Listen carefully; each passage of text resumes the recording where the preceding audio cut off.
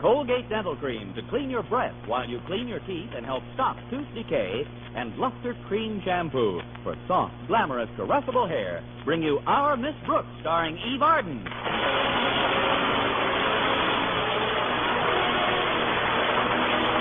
It's time once again for another comedy episode of Our Miss Brooks under the direction of Al Lewis. Well, it's always wise to obey the traffic regulations. And our Miss Brooks, who teaches English at Madison High School, has always tried to do so. Especially since last week, when our beloved principal, Mr. Conklin, instituted another of his Drive Safely campaigns. Friday morning at breakfast, my landlady asked the reason. What's behind this campaign, Connie? Oh, same thing as last month, Mrs. Davis. Somebody parked too close to his car and scratched his bumper. And as if that wasn't enough, I got this ticket last Monday, right after he warned us about driving carefully. But you didn't tell me about it. I was afraid to mention it. If Mr. Conklin hears about it, I'm a goner. What kind of a ticket was it, Connie? For illegal parking? Not exactly. It's for speeding, going through a red light, reckless driving, driving on the sidewalk, and hitting a fruit stand. Well, my goodness, a person's entitled to a little fun once in a while. You don't understand, Mrs. Davis. None of it was my fault. Oh, who was driving? Nobody. I know you haven't much money, Connie, but if we sell my Hudson, you can go away for a nice long rest.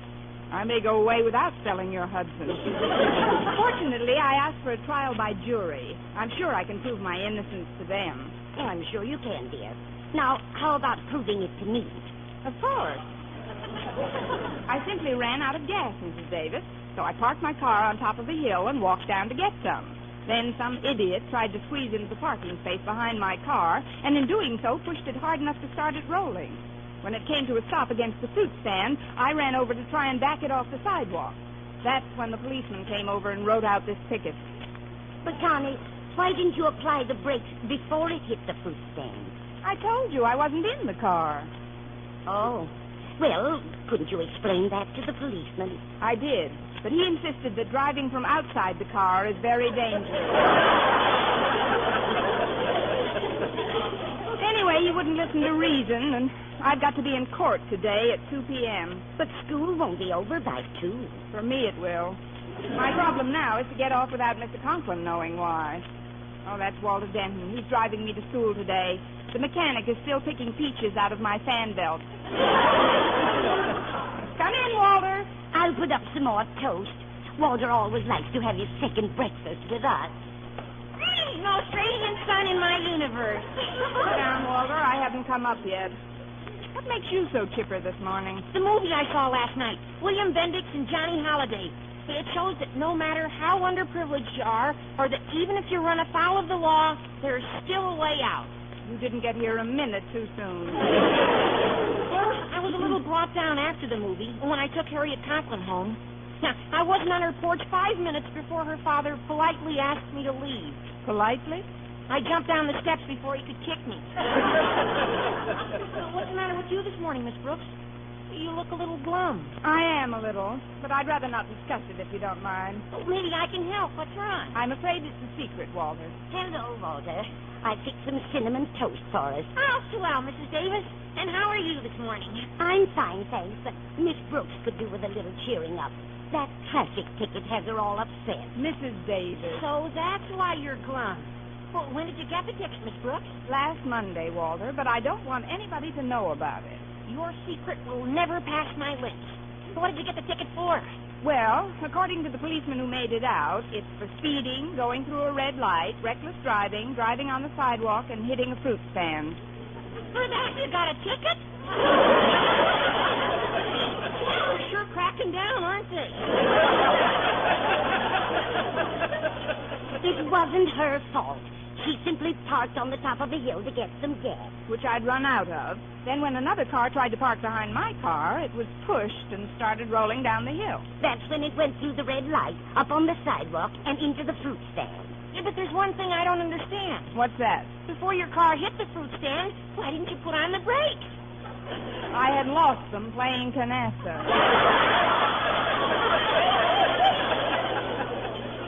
Look, I'll explain the gory details on our way down. Right now, I've got to figure out some way to get out of school so I can appear in court at 2 o'clock. Well, I got an idea, Miss Brooks. Why don't you just take the ticket down and show it to Mr. Conklin? Wonderful, Walter. Then I won't have to go to court at all. He'll hang me in his office.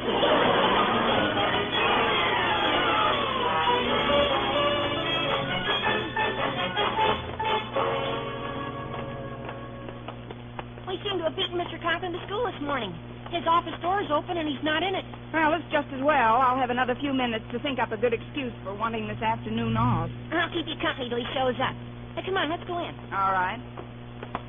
Hey, what's this by his desk? It's a fishing rod. Boy, look at this swell trout fly on the hook. Oh, I'm real good at fly casting. Watch this, Miss Brooks. Look at me, I caught a wastebasket. That isn't all you'll catch if Mr. Conklin walks in. Oh, it's pretty early for him. I guess old Marblehead, Mr. Conklin, is planning a little fishing trip after school. Oh, boy, that's the life. Yeah, it must be fun at that. Fun. Here, Miss Brooks, just tap this pole. Go ahead, grab hold. Like this? Right. Now, toss the hook at the wastebasket. Go ahead, you won't hurt anything. Oh, but I've never done anything like this. Oh, just throw it back first and then forward. Oh, there's nothing to it. Like this? Oh, yeah!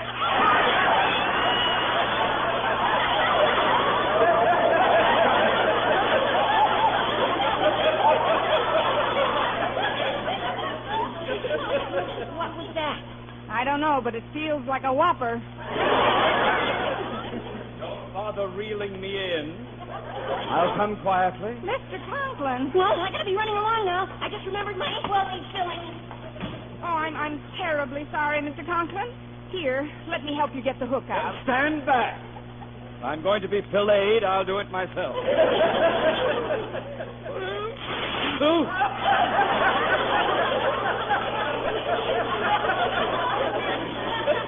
There. It's out. So are you. Just a little rip behind the knee of your trousers. I'll sew that up in no time. Never mind, Miss Brooks. I'll have them repaired and send you the bill. Oh, good. Mr. Conklin, I know you're not the type of person to hold a grudge. Oh, I'm not, am I not? No, sir, you're not, sir. You're not. That's why I'd like to ask you if I might have this afternoon off. What? Miss Brooks, as much as I need the rest, request denied. But it's urgent, sir. That will be all, Miss Brooks. But Mr. Conklin... Dismissed! Aye, sir. Hi, Miss Brooks. Oh, hello, Harry. I haven't seen much of you lately. Where in the world have you been keeping yourself? Me? I've been fishing. Fishing? You? That's right. You should have seen the one that just got off my hook.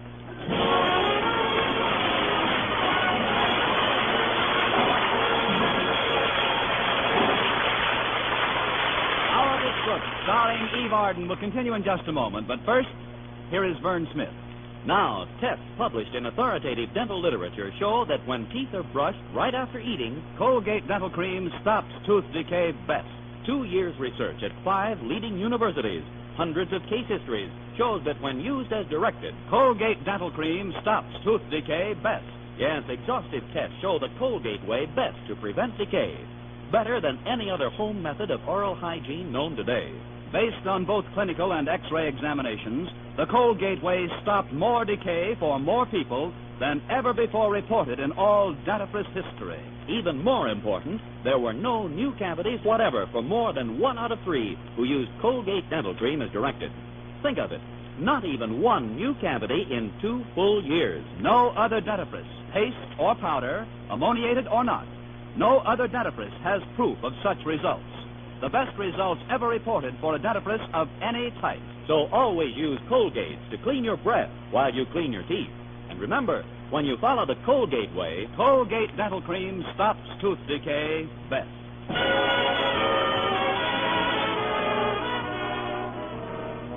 Well, I spent every moment between morning classes trying to devise some way of getting out of school gracefully to make my appointment with the 12 good men and true in traffic court. By lunchtime, I still hadn't thought of anything and could visualize myself as posing for snapshots with my license plate hanging on my chest. However, when I met Mr. Boynton in the school cafeteria, I thought it best to conceal my dilemma. Oh, here's a nice table, Mr. Boynton.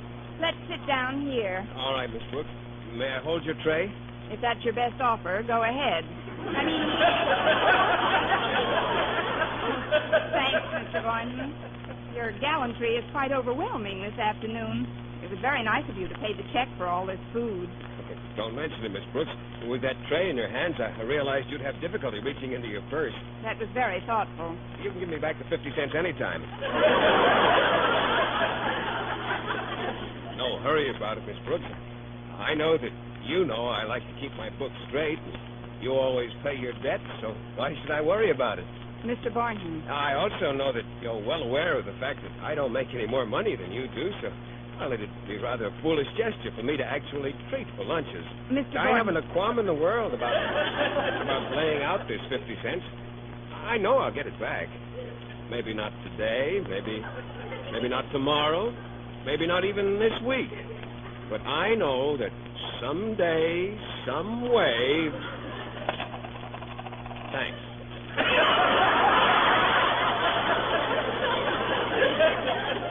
You're welcome, Sporty. Now let's begin. Oh, fine. I'm happy to see that your traffic ticket hasn't spoiled your appetite. No, I don't believe in letting... How did you know about my traffic ticket? Well, Walter Denton told me about it. I teach him third-term biology, you know. Somebody should teach him to keep his mouth closed. He promised me that he wouldn't mention it. Oh, he told me he wasn't supposed to tell me before he told me. Oh, that's different. You shouldn't brood about a traffic ticket, Miss Brooks, especially since you're completely innocent. There's just one thing I can't figure out about that accident, though. That's why you didn't slam on the brakes before you hit the fruit stand. Mr. Boynton, it's faith such as yours that gives me the courage to stand up and quit.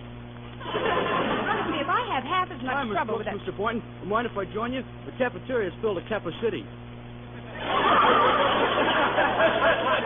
Kappa City, mighty pretty country up there. Sit down, Stretch.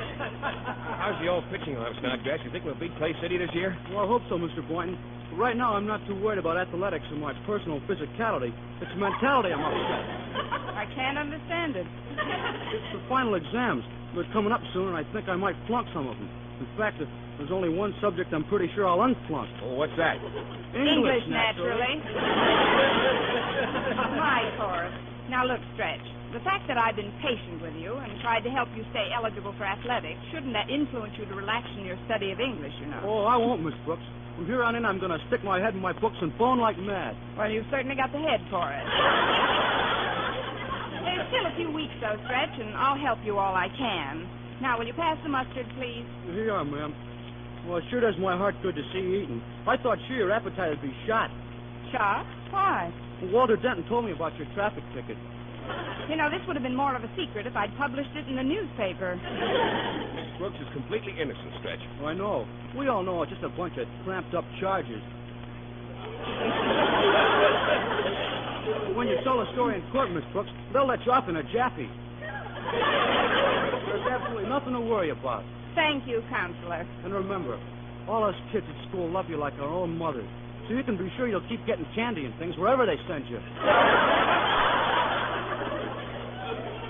They're not sending her anywhere, Stretch. Miss Brooks is going down to court, stand trial, and she'll be back with us in a matter of hours. Why, certainly, Stretch. Of course, if something should go wrong... Well, is there any little gift or something you'd like to take with you? Yes, Mr. Boynton, there is. I saw a wonderful doll in Sherry's department store the other day. It's called a Tiny Tears doll. Oh, I've seen that. She cries real tears when you squeeze her.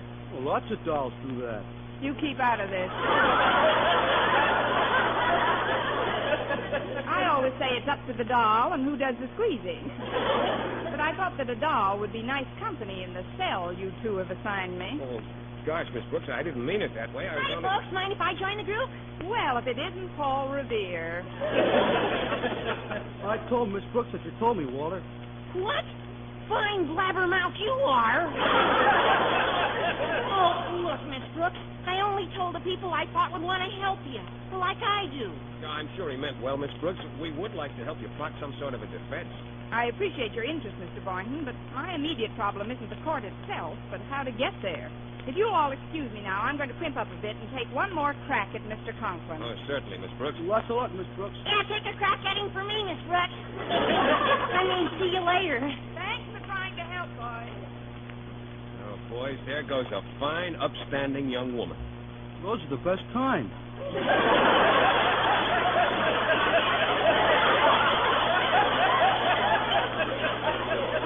Well, she won't be upstanding long if she butts up against Mr. Conklin.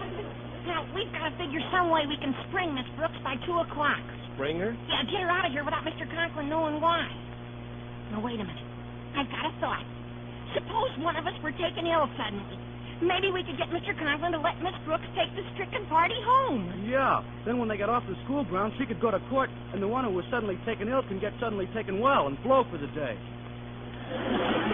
Now, I don't think that's a feasible plan, boys, at least as far as I'm concerned. Whenever I tell an untruth, I hiccup. It's psychosomatic. Yeah, I guess it is. But, Mr. Boynton, if we don't try my scheme, what will we do? Well, we'll just have to think further, Walter. Okay. Now, you heard him, Stretch. Keep that old brain working. Please, not while I'm eating.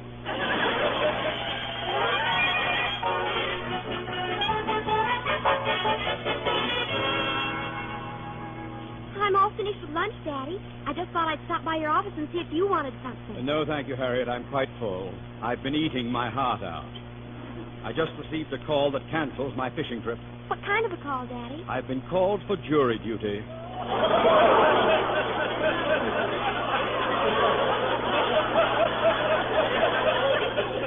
Can't you get out of it, Daddy? Harriet, shirking one's civic duty is totally un-American. Jury duty, like voting, is an honor and a privilege and a great American heritage. And I've weaseled out of it twice already. I wouldn't have to be there at all today if it wasn't for some stubborn female who insisted on a jury trial for a traffic violation. She'll get a jury trial, all right. But, Daddy, when do you have to leave school? At 1:30, Harriet. And whatever you do, keep my going a secret. The minute anyone knows I'm off the grounds, they start cutting classes. They've got all sorts of excuses, but I know it's the weather. On these lovely days, cutting is a great temptation. Is that why you were going fishing, Daddy? Hush, child. Run along to your next class. Okay, Daddy. See you tonight. 6 months I've been looking forward to casting this rod. Oh, what a beauty you are. Come in. Oh, it's you again. What now, Miss Brooks? I'd like to go home, Mr. Conklin. I don't feel well. Not 4 hours ago, you harpooned me with a fish hook. And now you don't feel well. I'm not just thinking of myself, sir. It's the students. I might be suffering from something contagious. Excuse me, Miss Brooks, but I've got to talk to Mr. Conklin. What do you want, Denton? I'd like to go home, Mr. Conklin. I don't feel well. Well, what do you know, Miss Brooks? Denton's caught your malady already. Beat it, Walter. I'm working this side of the street.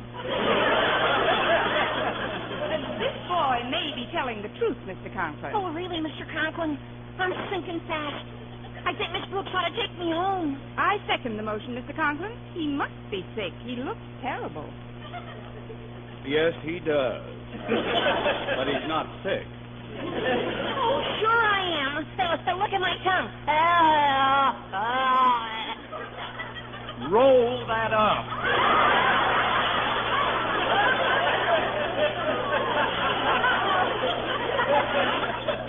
And now put it back in its holster.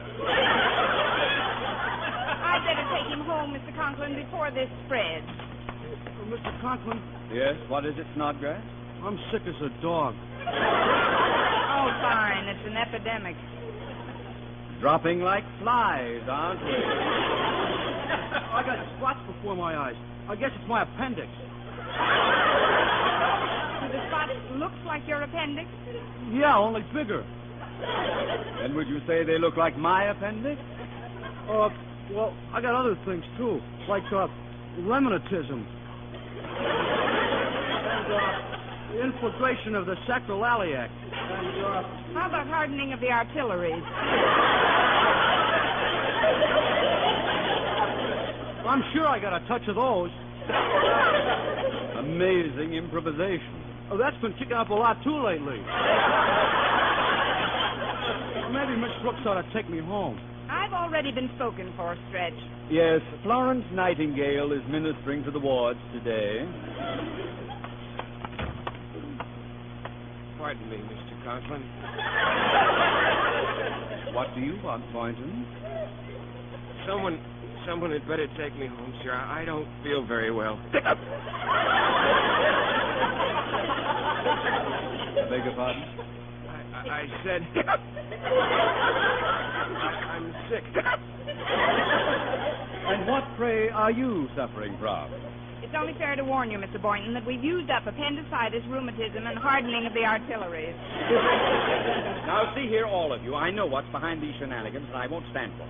There'll be no cutting classes at this institution just because a few balmy days come along. I haven't time now to deliver the lecture you all so richly deserve. Suffice it to say, I'll deal with this problem later on. Now, return to your classes at once. Dismissed! Let's go, fellas. Now, that was a pretty scene. What'll we do for an encore?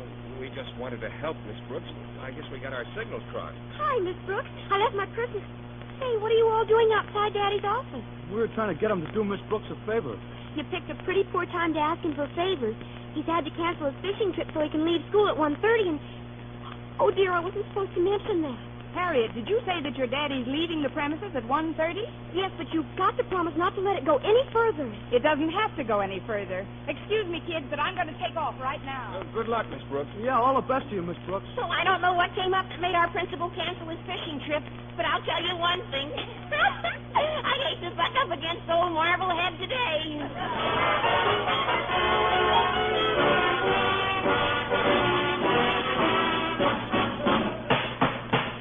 Your Honor, as a firm believer in our American system of justice, I have confidence in the fairness and impartiality of this jury. And if it pleases the court, I should like to address my remarks directly to them. Ladies and gentlemen of the jury. Yes, Miss Brooks? I wonder how long it takes to become a trustee.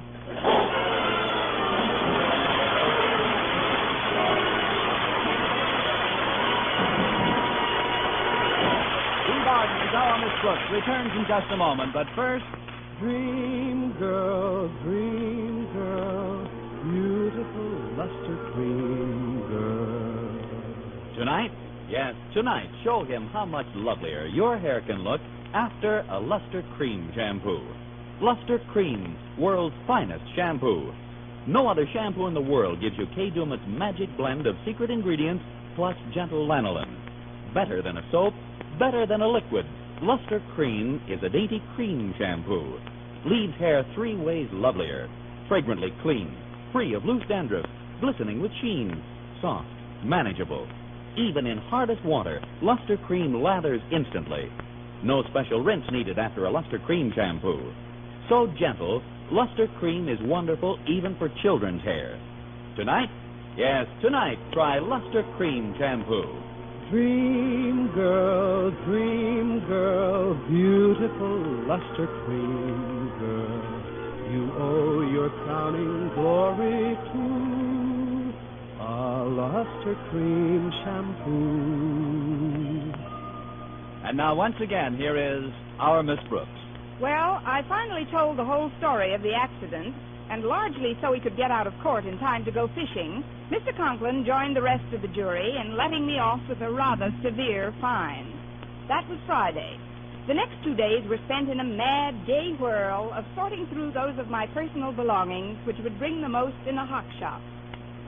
But Sunday afternoon, I determined to relax, so I headed for our front porch.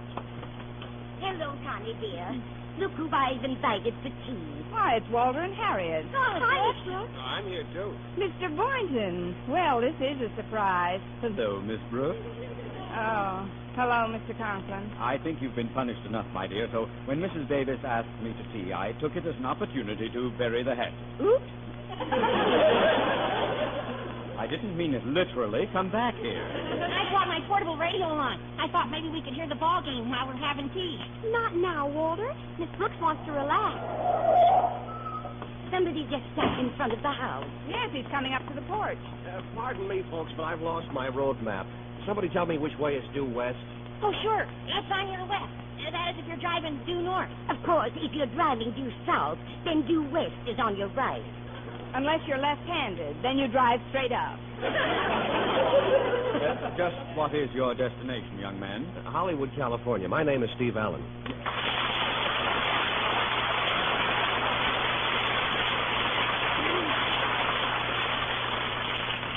Well, judging from the hand you got on this porch, you must be famous. Oh, I wouldn't say that. Unless I was tricked into it. I'm just an up-and-I-hope coming radio comedian. I'm going out to Hollywood to replace Eve Arden for the summer. Oh, Eve Arden, I've heard of her. She's a living doll. She's the one who plays the school teacher with my name, isn't she? Yeah, Miss Brooks, that's her. Oh, there are some awfully cute characters on that show. One kid in particular. Some of them are all right, but there's one that leaves me cold. Nobody could be such a stuffy, pompous, puffed-up windbag as that principal of theirs. Oh, I don't know. There are people like that spread all over the country. People like that should be spread all over the country. But if you'll excuse me now, I've got to get back to my car and turn on the radio. You see, Eve Arden promised me that she'd give me a nice send-off on her last show, and it's just about time for it. Well, you don't have to go to your car. We've got a radio right here. Turn it on, Walter. Okay, Harriet. And so, ladies and gentlemen, on behalf of the Colgate-Palmolive Peach Company, I'd like to thank you all for being such a faithful audience during the past 2 years, and to assure you that we'll be back again on September 3rd. Meanwhile, you will be entertained by one of America's fastest-growing comedy stars. I'm 6 feet past my collar now. A young man of great wit and charm. Name's Steve Allen. Named Steve Allen. And I, for one, will be listening to his program each and every one of the 13 weeks he broadcasts in our time spot. Good night, and thanks again. Well, that's that. Shut it off, Walter. Yes, sir. That was a lovely speech Miss Arden made. It certainly was. I can't help wondering, though, if she'll really listen to every one of my 13 broadcasts. What else have I got to do? You've got my job. Good luck, Steve. Next week, tune in to the new Steve Allen Show, brought to you by Luster Cream Shampoo for soft, glamorous, caressable hair, and Colgate Dental Cream to clean your breath while you clean your teeth and help stop tooth decay. Our Miss Brooks, starring Eve Arden, is produced by Larry Burns, written by Al Lewis, Joe Quillen, and Lester White, with the music of Wilbur Hatch under the direction of Maurice Carlton. Doctors prove Palmolive soap can bring you a lovelier complexion in 14 days. Yes, 36 leading skin specialists proved in tests on 1,285 different women that Palmolive soap facials, using nothing but Palmolive, brought new complexion beauty to 2 women out of 3. Just wash your face 3 times daily with Palmolive soap. Each time for 60 seconds, massaging Palmolive's beauty lather onto your skin. Then rinse. So start your Palmolive facials today. Remember, doctors prove Palmolive soap can bring you a lovelier complexion in 14 days. For mystery liberally sprinkled with laughs, listen to Mr. and Mrs. North Tuesday evening over most of these same stations. And be with us again next week at the same time for the new Steve Allen Show. Eve Arden and our Miss Brooks will return on September 3rd. Bob Lamont speaking. This is CBS, the Columbia Broadcasting System.